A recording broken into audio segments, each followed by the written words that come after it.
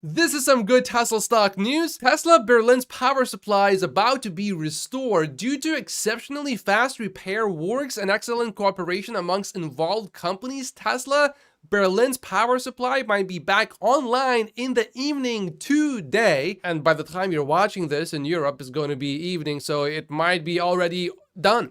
Repairs are being conducted with police protection. Police also guards all critical infrastructure around Tesla Berlin. And as I'm recording, Tesla stock is up a little bit today. If you remember earlier, the timeline was the end of this week and possibly Sunday. This was a massive transformer which was completely destroyed, which couldn't be fixed. Right after the attack, AJ says, I reached out to a company working on similar systems, high power transformers of the type destroyed. They expect an absolute minimum of 2 weeks if Tesla could push immediately component suppliers to allocate available components earmarked for other customers to Tesla. They told me I should better expect a 4-week repair. Despite all the German red tape, Tesla built GigaBerlin in record time compared to German standards, and now Tesla fixes power supply in record time. In the meantime, this is happening near GigaBerlin. According to the organizers, around 1,200 people came to demonstrate against Elon Musk's factory, but there's police protection, so things shouldn't go wrong again. Anyway, Reuters also reported on this story. They are not being definitive that the power will definitely be resumed today, but it seems likely. Tesla says it is not yet possible to say how long it will take until production can be fully resumed. And the people working on electricity being resumed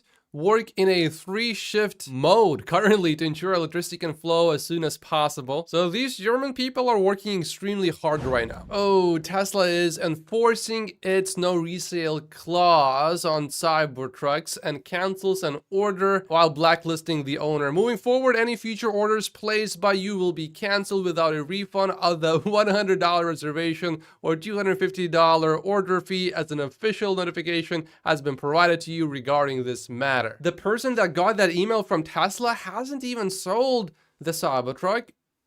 He only listed his Cybertruck, but that was enough to upset Tesla. This is a story from Friday. A sister of a former transportation secretary passed away after possibly accidentally putting her Tesla in reverse, a mistake she made before. However, the sheriff's office is still investigating this accident as a criminal matter until they have sufficient evidence to rule out criminal activity. She may have accidentally put her Tesla in reverse while making a 3-point turn, and the car ended up drowning in a pond. It seems like the Model X was a 2020 model, which means it had a stock for shifting gears. I personally, not even one single time ever messed up the gear shifts with a stock. Occasionally though, when I try to shift the gear, it doesn't respond to the stock the first time, even though I have already pressed the brake pedal. It seems like there's some sort of a lag or something, but I have never had a single situation where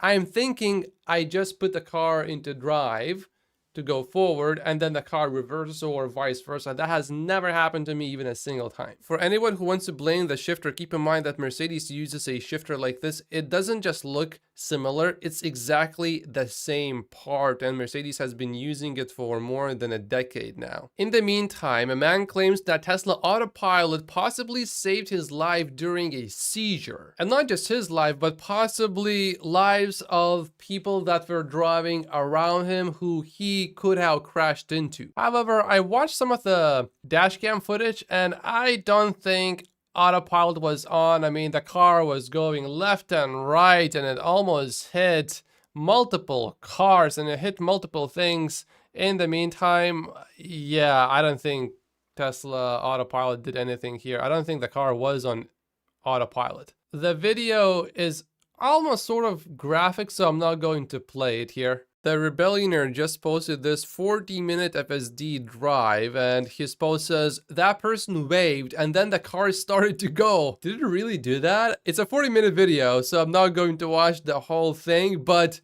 I assume it did. I'll see if I can find the clip and put that in tomorrow's video. And here's another significant V12 improvement. And now what we're gonna look for is these little openings in the lane here for these Michigan lefts. In V11, for almost a year now, it just drifts over. It just moves into that lane, and then it will either move back over or hit the brakes abruptly, or try to complete the turnaround even though it's supposed to go straight. So we're gonna hope it doesn't do that. So here's the first one.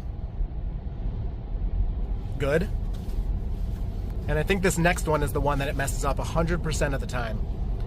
So it'll get in this left lane? Mm-hmm. No turn signal or nothing. It just drifts over there.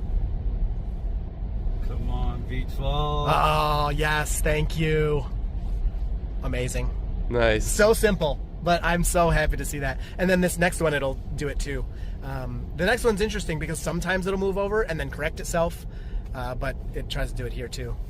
But let's see if it can handle it. Nope. Perfect. Exactly what it should do. It just works. Nope. That is great.